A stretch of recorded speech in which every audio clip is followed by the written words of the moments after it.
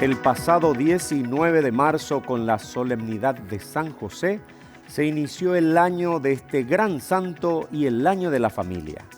Tomando como modelo a la familia de Nazaret, el Santo Padre nos invita a la reflexión y a la evangelización en familia, poniendo a esta en el centro de la atención de la Iglesia y de la sociedad. Ahora bien, ¿por qué este llamado es tan importante? No cabe la menor duda que la familia es el grupo primario social donde el ser humano fortalece su identidad y sus valores, y se desarrolla física, emocional, psicológica y espiritualmente para construir una sociedad sana, fuerte, que avance hacia el bien común. Cuando hablamos de familia, la imagen que nos viene a la mente es la de madre, padre e hijos, como modelo de familia ideal. En la actualidad, la realidad va transformando la composición familiar. Vemos con más frecuencia a madres que luchan por sacar adelante a sus hijos sin contar con la figura paterna. Familias disfuncionales o abuelos que asumen la crianza de sus nietos. Las familias perfectas no existen, tal como lo dice el Papa Francisco. En los últimos años han surgido numerosos movimientos, grupos civiles, líderes de opinión, políticos y sobre todo fuerzas económicas que con odio y un peligroso fanatismo ideológico tienen el propósito de incidir sistemáticamente tanto en las decisiones políticas y judiciales como en el libre pensamiento colectivo, buscando trastocar cualquier principio moral y fragmentar, o mejor dicho, abolir la raíz de los valores sociales, la familia, especialmente la cristiana. Este escenario, instalado en varios países, se está agravando con la pandemia y ha dado ya muchos primeros pasos en Paraguay, donde una gran población joven y una realidad sociopolítica de alta vulnerabilidad permiten fácilmente la instalación de conceptos tergiversados, demonizados o mistificados sobre el papel de la pareja, el matrimonio y, por supuesto, claro está, la institución de la familia. ¿Quién puede creer que eliminando a la familia se favorece a la sociedad? Ocurre totalmente lo contrario. Destruyendo la familia, se destruye la sociedad. El desarrollo social, la convivencia y la vida humana están amenazadas de múltiples maneras por el avance progresivo de la cultura de la muerte. Contra esta nefasta cultura, la familia constituye la gran amenaza para estos grupos, al ser la sede de la cultura de la vida. Es necesario impactar de manera positiva y fuerte, principalmente en los niños y jóvenes, para que asuman su rol con entusiasmo y valentía, con el fin de poder contrarrestar con firmeza los antivalores y otras políticas antifamiliares que se pretenden instaurar. Por sobre todo, impedir la trastocada y controvertida interpretación de los derechos humanos que hacen con la intención de legalizar el aborto y la eutanasia, cuando en realidad estos son un crimen, un asesinato. ¿En qué momento se implantó la idea de que matar está bien y proteger la vida está mal? La familia, como bien, es la institución más estable, influyente y modelo de referencia en la cual la sociedad no puede prescindir.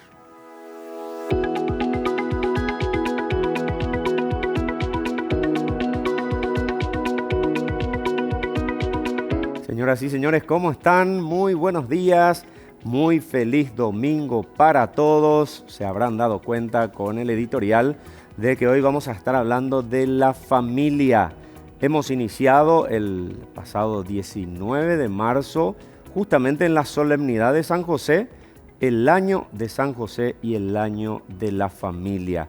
El Santo Padre nos llama a una profundísima reflexión. Recuerdo una de sus frases, incluso en una conferencia de prensa, en uno de sus viajes, decía de que las familias están en crisis. Y realmente hay crisis que necesitamos encarar con mucha sabiduría, con mucha fe y con la ayuda de Dios para poder superar. Hoy está con nosotros un matrimonio. Ellos son secretarios ejecutivos de la Pastoral Familiar de la Conferencia Episcopal Paraguaya. Quiero presentar primero a Liliana Sánchez de Acosta, que está acá con nosotros, secretaria ejecutiva de la Pastoral Familiar de la Conferencia Episcopal Paraguaya. Liliana, un gusto recibirte aquí. Un gusto estar contigo, Mariano, un gusto compartir contigo, con toda la teleaudiencia, y hablar de lo más importante y lo que es la célula de toda sociedad, que es la familia. Así mismo es. También damos la bienvenida a Hugo Acosta, secretario ejecutivo de la Pastoral Familiar de la CEP. ¿Cómo estás, Hugo? Buen día. Muy bien, Mariano. Muchas gracias por la invitación y muchas gracias por tenernos en sus hogares a los televidentes de Desde la Fe. Así es. Nosotros dijimos, bueno, año de la familia, necesitamos convocar a personas que trabajan por las familias a través de una pastoral tan importante como es la Pastoral Familiar. A ver, ¿quién de ustedes comienza respondiendo a esta primera pregunta? ¿Cuáles son los desafíos más importantes que podemos encarar en este año de la familia?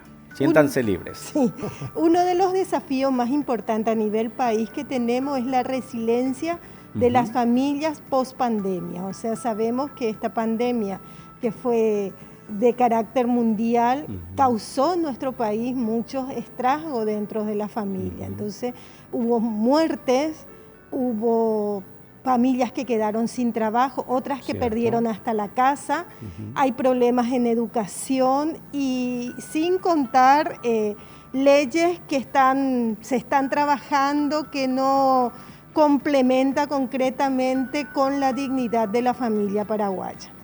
Así es. Hugo, ¿qué podemos decir? Un poco también ver dentro de la familia lo que nos manda en el año de la familia es tener esa comunidad dentro de la casa sincera, en unidad y en oración realmente y en perdón. Esa comunicación entre los cónyuges y hacia los hijos principalmente. En este momento de crisis que muchas veces, como dijo Liliana, azota a muchos hogares, a nuestros hogares propiamente también, ver cómo lo veía San José, cómo lo vería San José, con ese perdón, con esa paciencia y con ese trabajar sin cansancio, mirando a Cristo, a la familia de Nazaret como ejemplo. Cuando se anunció en diciembre pasado de que el Santo Padre iba a declarar Año de la Familia, ¿cómo lo tomaron ustedes? Me parece que las pastorales toman mayor vigor y fuerza cuando se declara un Año de la Familia y justo les toca a ustedes estar al frente de una pastoral tan importante.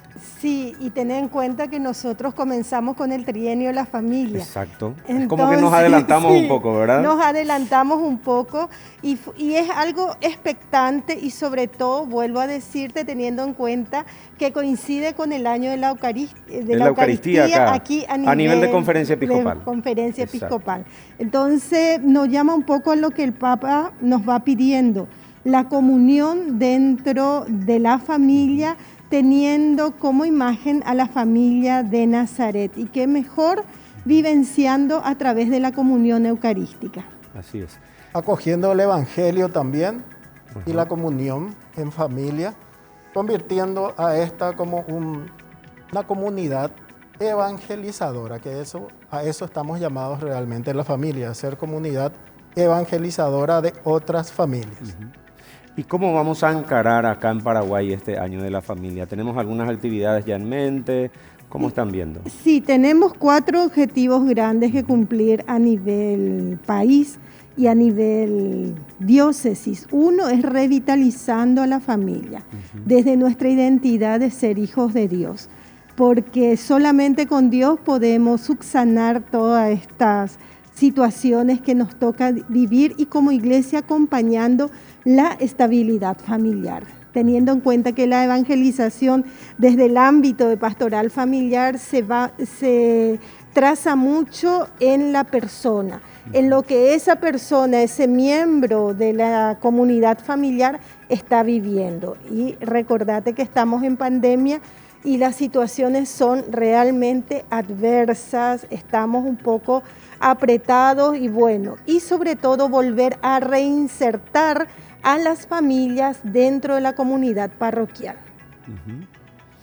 Y viviendo bien eso ordinario, el acompañar más de cerca. Siempre digo, estos momentos o estos tiempos de crisis, digámoslo, nos tiene que llevar a tener más iniciativas, más creatividad, y a los padres, primero desde la comunidad conyugal, ser más afectivos, estar más pendiente de las necesidades de los hijos, y de esa forma llegar más también a las otras familias, a la comunidad grande que es nuestra familia, que es la iglesia, nuestras parroquias específicamente. Hugo, necesitamos sobre todo tener padres más presentes, ¿no? Porque ahora la mamá también ya trabaja, tenemos muchas madres profesionales,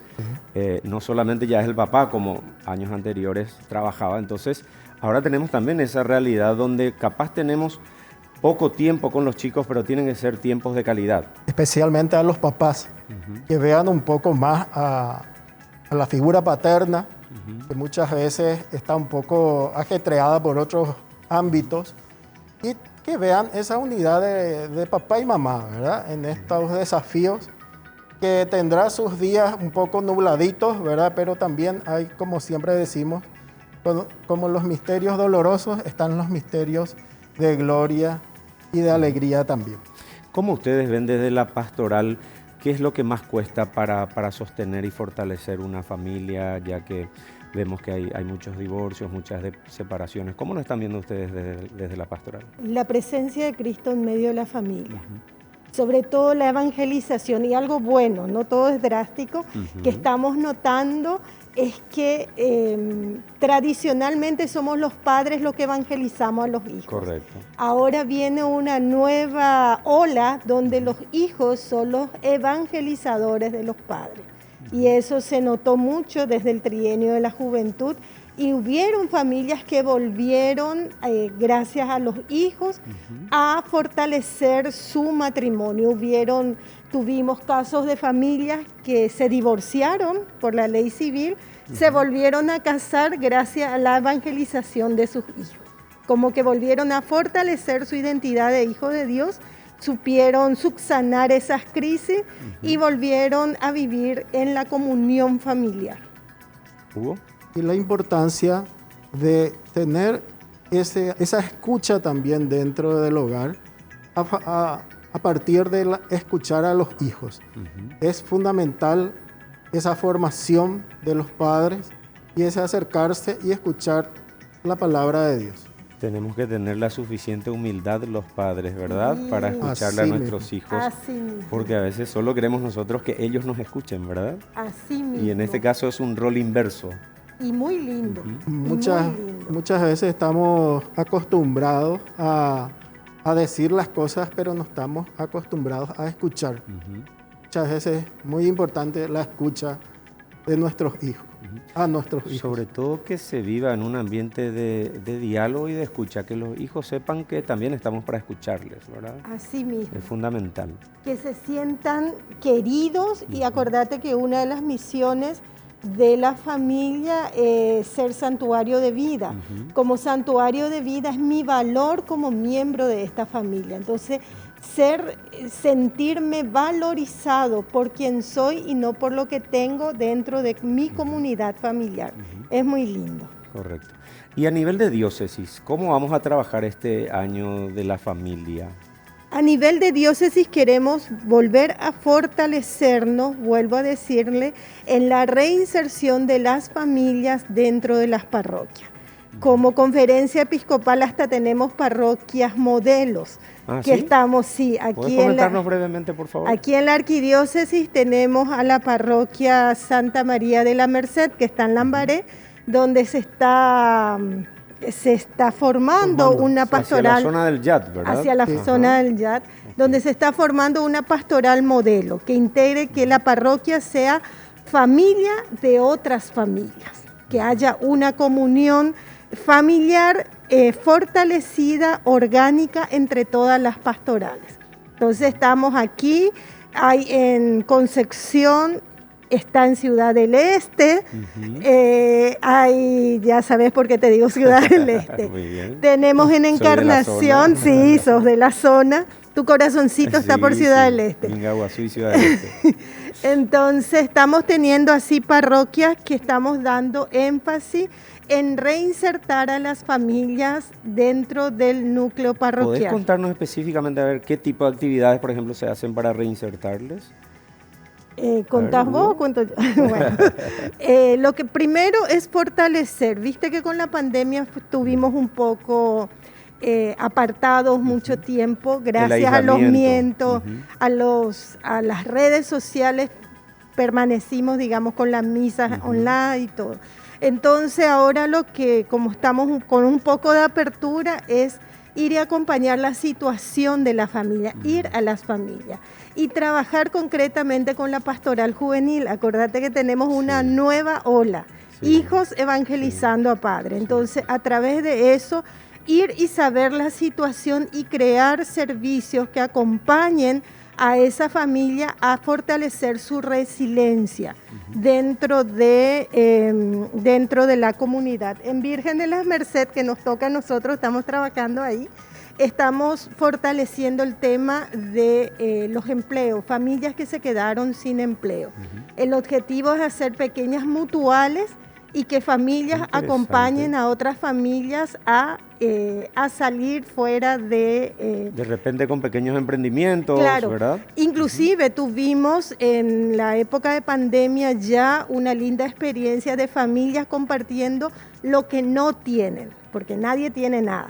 Entonces, y haciendo las famosas ollas populares. Así llegamos a casi 800 familias. 800 familias. Y no solamente eso, sino también acompañando a adultos mayores, que son parte de nuestra familia, que por circunstancias de la vida quedaron solos. Hay muchos matrimonios de adultos mayores que no pudieron tener hijos y ya están mayorcitos y están viviendo solos. Entonces, como familias, la parroquia es una familia y acompañamos a otras familias, vamos a darle esa asistencia en la casa. Comunidad es tan importante. El acompañar un poco el tema de la salud mental también, Liliana. Sí. En la parroquia tenemos habilitado un consultorio psicológico social para acompañar un poco toda la crisis post-pandemia, porque la crisis post-pandemia creó mucha ansiedad, gente con depresión. Sí, muchas crisis suicidas en jóvenes. Entonces estamos acompañando toda esa situación y un programa de alimentación a la primera infancia, a mamis que están embarazadas, en situación de carencia absoluta y niños de hasta 5 años.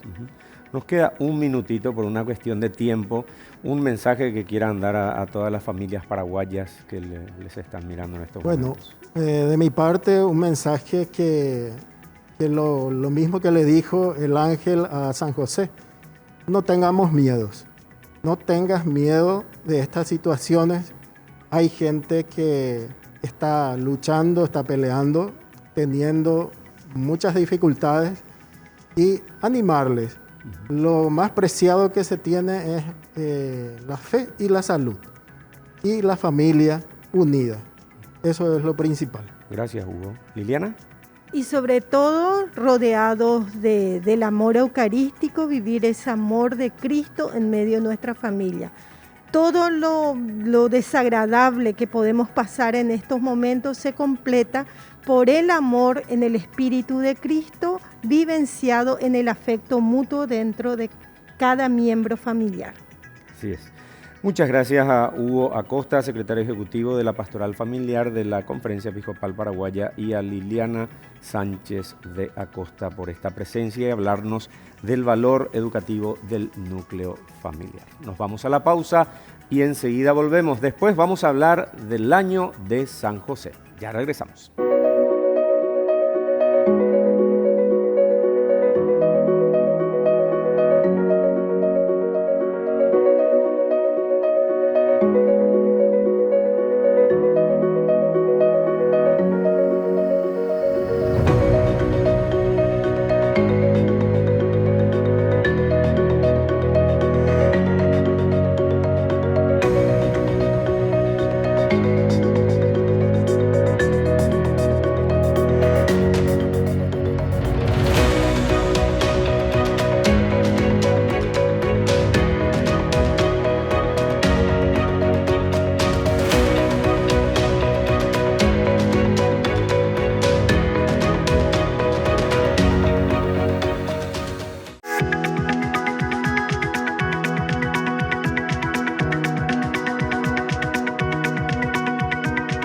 José era un humilde carpintero, descendiente de reyes, al que Dios eligió como esposo de María y como custodio de su divino Hijo, Jesús, el Mesías. José, junto a María, fue pilar en este misterio.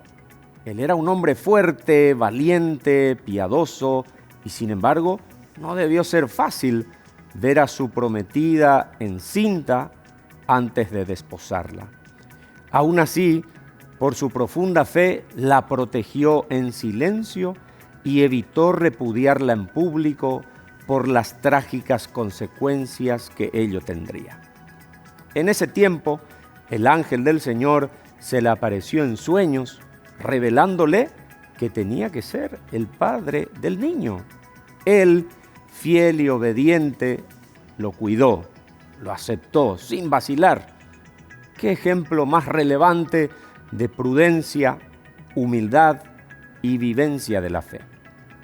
Guardó voto de castidad y estuvo al servicio de una paternidad que carnalmente no le correspondía, pero afrontó los retos y sufrimientos y adversidades que se le presentaban, demostrando perseverancia y fortaleza. ¿Cómo habrá sido ser padre de Jesús y esposo de María? ¿Cómo sería despertar con ellos todos los días, con una presencia constante, una fidelidad total, aun cuando no comprendía plenamente ese misterio? María y José se amaban con un tierno amor matrimonial y él amó al Hijo de Dios como su propio hijo. Asumió un rol esencial, determinante en la vida de Jesús, y su máxima pureza confirma su paternidad. Lo ayudó, guió y acompañó en su crecimiento y desarrollo como un padre devoto. Le enseñó a hablar, caminar, orar y trabajar en la carpintería, aportándole sabiduría y humanidad. Jesús lo amó y lo respetó. En pleno siglo XXI, donde la cultura de la muerte pareciera afianzarse, donde existe un relativismo generalizado, donde el concepto de familia y de paternidad están desfigurados, San José se revela como modelo de padre y esposo, de rectitud, de vida y esperanza en Dios, invitándonos a dejar que el Espíritu Santo aflore en nuestro interior. Tanto la Cuaresma como el año dedicado a la familia y a San José nos invitan a esta profunda reflexión. A continuación vamos a presentar a nuestro invitado del día de hoy. Me voy a sentar ahora para compartir con esta persona muy especial. Lo conocí trabajando para la beatificación de nuestra querida beata Chiquitunga, un gran sacerdote, el fray Carlos Alberto Medina. Él es licenciado en Teología Espiritual, Y bueno, él realizó un trabajo de investigación, de reflexión con la hermana Wilma Mancuello acerca de San José en las Sagradas Escrituras y también desde la perspectiva de la espiritualidad. Así es que un trabajo fabuloso que lo vamos a compartir en el siguiente bloque, pero en este primer bloque con el Padre queremos hablar acerca de San José y todo lo que significa, lo que implica su figura de esposo, de padre. Padre, ¿cómo estás? Buen día, un gusto saludarte. Muy buenos días, Mariano. Muchísimas gracias, antes que nada, por la invitación y un gusto pues compartir con todos los televidentes. Padre, qué figura tan trascendental en la historia misma de la Iglesia, ¿verdad? Porque José asume el rol de padre, de protector de María y consecuentemente de Jesús el Salvador. Asimismo, realmente un protagonismo único que le tocó a San José, un hombre que se caracterizó por su silencio, al menos verbal, pero sí súper activo a la hora de ponerse a disposición a los planes de Dios. Así es. Padre, y podemos hablar un poco del contexto social, diríamos, incluso cultural, en esa época, incluso una mujer embarazada fuera de lo que es una relación matrimonial, incluso tendría que morir apedreada, y José mantuvo en su corazón esa situación. Después recibe el mensaje del ángel, pero ¿podemos relatar un poco algunos aspectos de esa situación? Claro, es fácil como imaginarnos de lo difícil y complejo que le habrá resultado a San José enterarse que su prometida estaba embarazada sin antes de convivir. Pero, sin embargo, San José, un hombre de Dios, realmente también supo desde esa vida escondida, pero también de una experiencia profunda de Dios y diría un trato íntimo con Dios.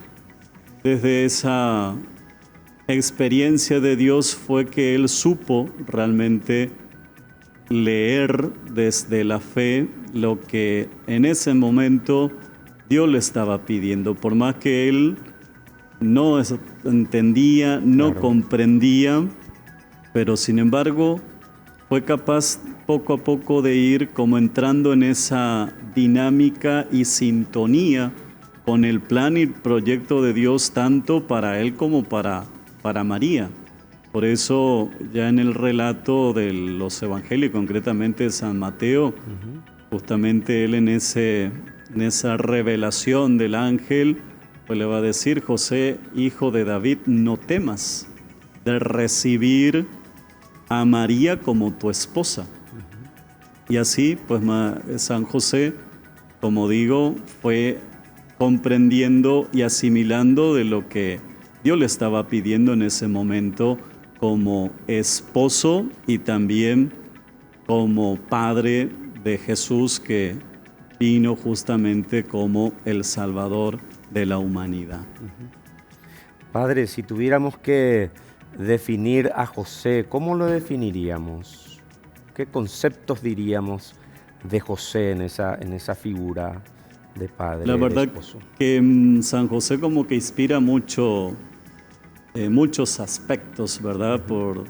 Primero por su silencio, por su humildad, su docilidad, su disponibilidad, diría hasta su valentía, y también un hombre de profunda vida interior, que para mí es lo más relevante en San José, por más que también su dimensión de carpintero, de obrero, de trabajador, de padre de familia, pero sin embargo considero que una dimensión que muchas veces se nos escapa es la vida interior, que justamente fue lo que a San José le ayudó muchísimo en ese instante para poder hacer una lectura desde la fe de lo que Dios le estaba pidiendo en ese instante. Entonces yo resaltaría y subrayaría de manera particular esa dimensión de vida interior, ¿no? Y desde ahí justamente supo pues realizar todo lo que Dios le iba pidiendo. Y creo que es una invitación en ese sentido para el hombre de hoy, porque estamos en una sociedad donde también vivimos permanentemente en la intemperie, en la superficie, casi sin tiempo a tomarnos un espacio para reflexionar, para darse cuenta dónde uno está parado y qué es lo que Dios realmente a uno le está pidiendo desde el estado de vida que uno se encuentre, ¿verdad? Así es. Estábamos conversando con el padre fuera de cámaras de que José también es un modelo para esta sociedad machista en la que vivimos, sobre todo en nuestro país el machismo aún sigue siendo muy fuerte, donde el varón siente que la esposa o la novia es su propiedad. Me gustaría, padre, resaltar algunas características de José, que dice que José es prudente, es fuerte, obediente, es fiel, es modelo de obrero. Si es que hay tantas características que podemos tomar como ejemplo de José para nuestra sociedad actual. Yo añadiría a lo que acabas de citar y nombrar también lo que el Papa Francisco, no sé si me adelanto, pero me gustaría como añadir lo que el Papa Francisco en su carta apostólica Patris Cordi, donde el Papa resalta algunas dimensiones de San José como padre amado, padre de ternura. Y creo que esas dimensiones son sumamente esenciales en la relación humana y que es lo que justamente en esta sociedad tan agresiva, tan violenta, tan machista, que es lo que justamente necesitamos imitar en ese aspecto a San José, que realmente se caracterizó por ese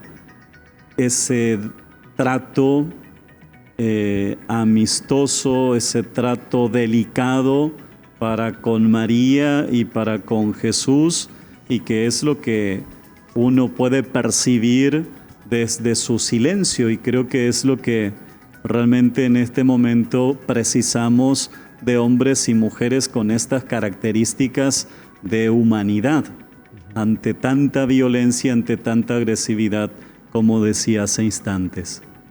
Muy bien, nosotros luego de esta reflexión nos vamos a ir a la pausa y en el último bloque vamos a hablar acerca de San José en la Sagrada Escritura y en la espiritualidad.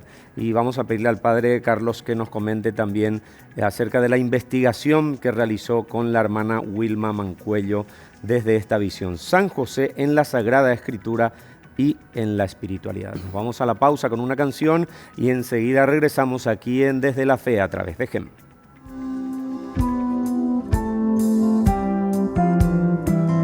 Te conozco desde antes que nacieras, sé tu historia, conozco tus problemas, vi tus llantos y tus alegrías, y aún así te amo.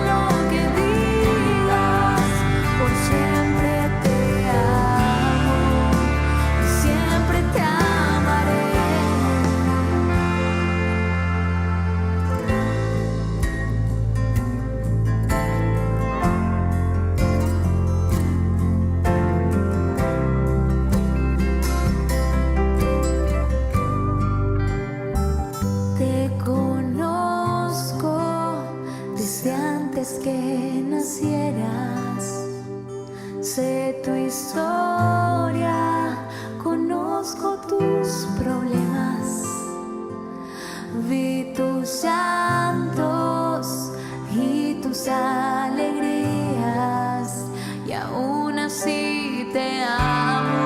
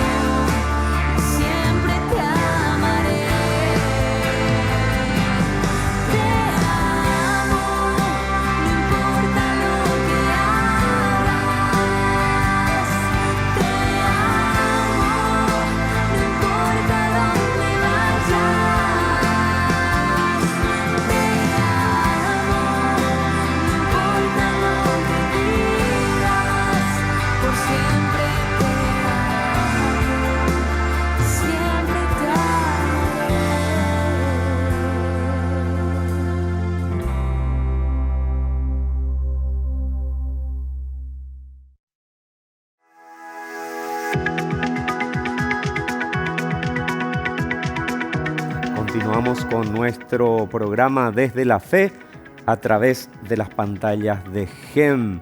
Está con nosotros el Fray Carlos Alberto Medina, licenciado en Teología Espiritual. Y en este último bloque vamos a hablar de San José en la Sagrada Escritura y en la espiritualidad de Santa Teresa. Este es el título, padre, que lleva la investigación que realizaste con la hermana Wilma Mancuello. ¿Nos podrías hablar brevemente al respecto y después profundizamos?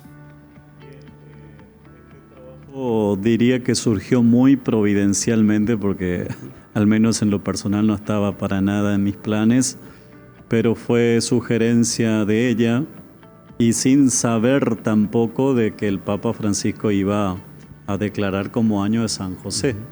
Ni ahí, ¿verdad? Pero sin embargo, por eso digo que fue muy providencial, y como ella es biblista, experta en las Sagradas Escrituras, y ella sabía que Santa Teresa fue una gran devota de San José, entonces ella me pidió si me animaba a hacer una investigación de la figura de San José en la espiritualidad de Santa Teresa, ¿verdad?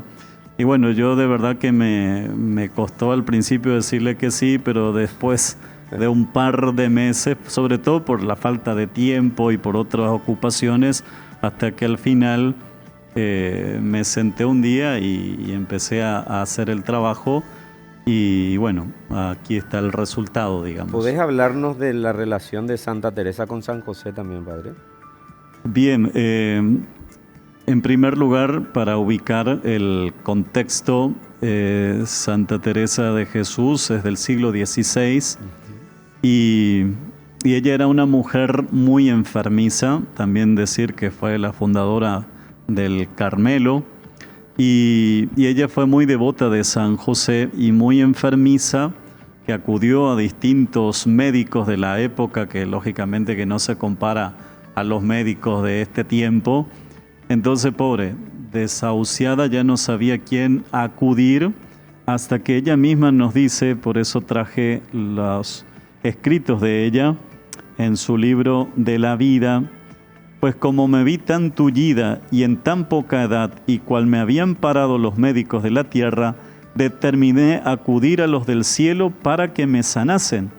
Y tomé por abogado y señor a glorioso San José, y encomendéme mucho a él. Vi claro que así esta necesidad, como de otras mayores, honra y pérdida de alma, este Padre y Señor mío me sacó.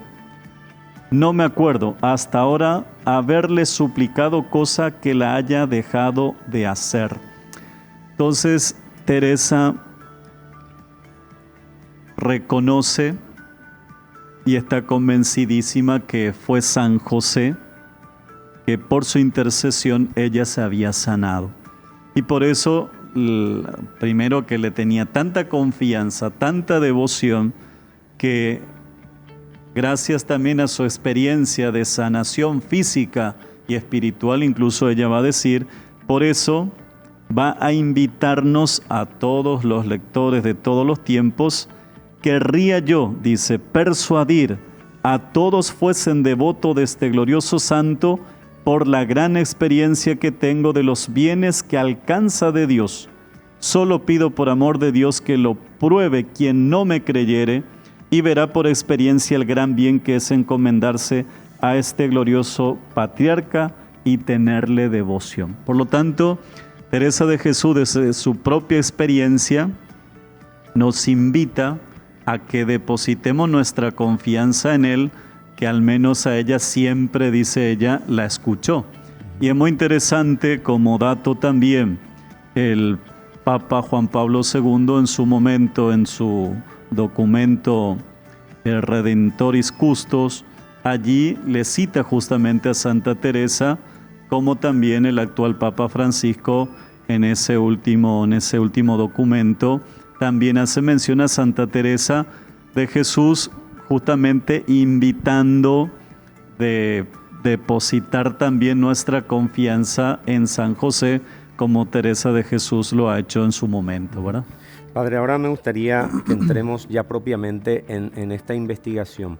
¿Podemos mencionar los ejes que tuvo esta investigación y qué encontraron como una reflexión? Y yo creo que tenemos que hacer público en algún momento también el documento para que las parroquias, las diócesis puedan también profundizar esta investigación.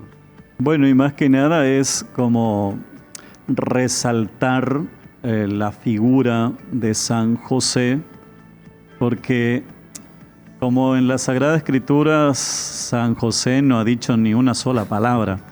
Se habla un poco de él, pero... Por eso mismo, parece que como no ha dicho nada, como que ha quedado como relegado. ¿Verdad? Pero sin embargo, ese silencio verbal de San José, sin embargo, está la otra cara de la moneda, podríamos decir, que sin hablar ha hecho muchísimo, que es que podemos contrastar. Y de hecho lo pensé así. San José no ha dicho ninguna palabra, pero ha hecho muchísimo, mientras que nosotros acostumbramos a hablar demasiado y a hacer muy poco, ¿verdad?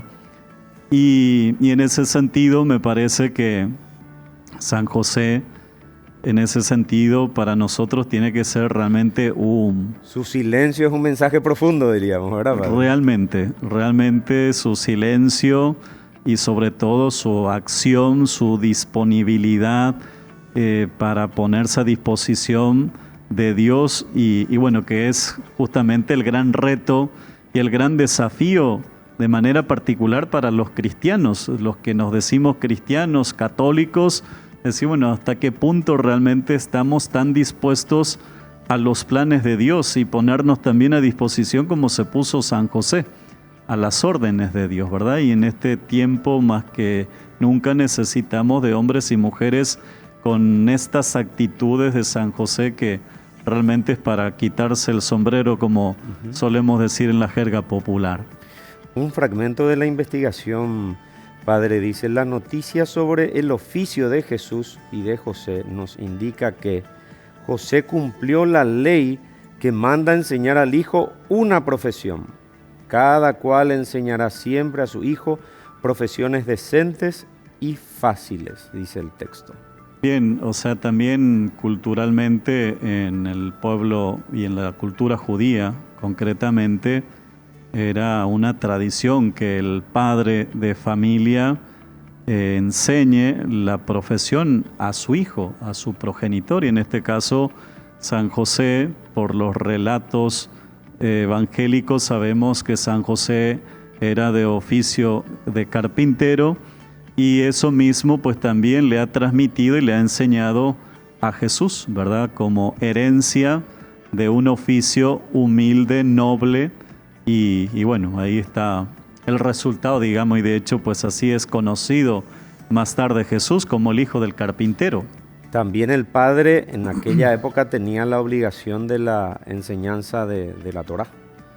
Asimismo, que es también una de las obligaciones del padre, justamente casi como lo principal, antes que la profesión incluso, es enseñarle la Torá o la ley como una manera de instruir a la fe y sobre todo una manera de que el hijo pues tome contacto justamente con su fe, con la tradición del pueblo y fundamentalmente que Dios está por sobre todas las cosas.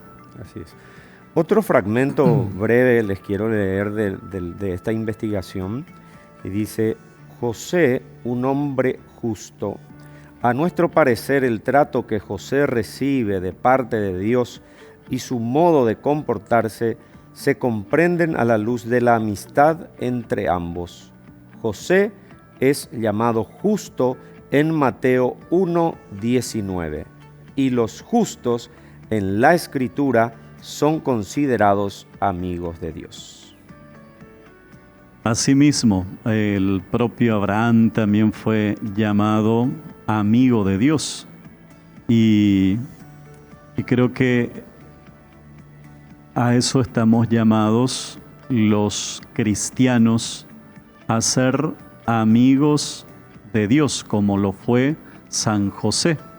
Y gracias a esa amistad que mantuvo con Dios, pues realmente fue lo que transmitió San José desde su sencillez, desde la vida cotidiana, y que en ese sentido, al considerar a San José como amigo de Dios, pues también uno a la invitación que hace Santa Teresa de Jesús. En ese sentido tiene mucha relación entre ambos trabajos, porque Santa Teresa de Jesús define la oración como un trato de amistad, estando muchas veces a solas con quien sabemos nos amas, como bien nos ama.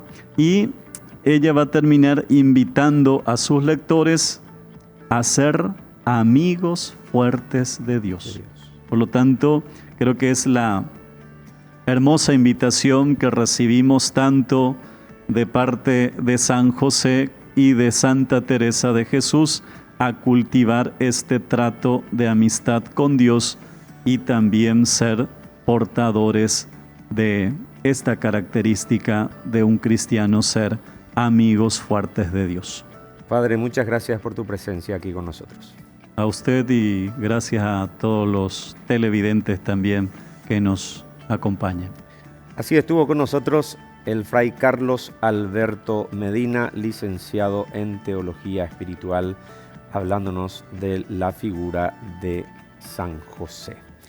Nosotros queremos despedir el programa de hoy con la siguiente frase. Señor director, por favor, compartimos en pantalla y dice: la familia está llamada a ser templo, o sea, casa de oración. Una oración sencilla, llena de esfuerzo y ternura.